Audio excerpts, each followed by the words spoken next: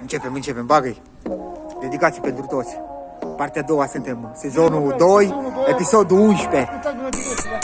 Ia, o să vadă lumea ce avem în plasă. Ia, arată-le. Abi și Sorin pe banii regii României. Mămii ne iubesc ca toți golanii și românii și țiganii, că noi știm să facem banii.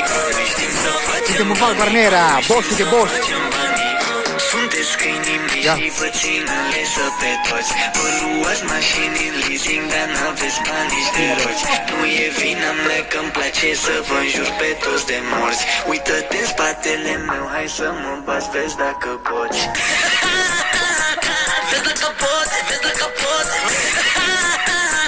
Vezi dacă poți, vezi dacă poți.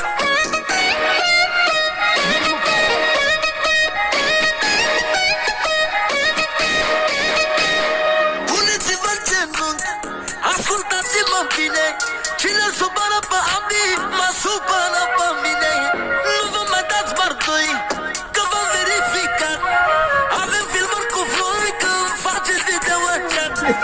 Abi și Dani, ne-am unit toți fanii și românii și țiganii, chiar și voi americani. Abi și Dani. Ăsta ne urmărește, mă.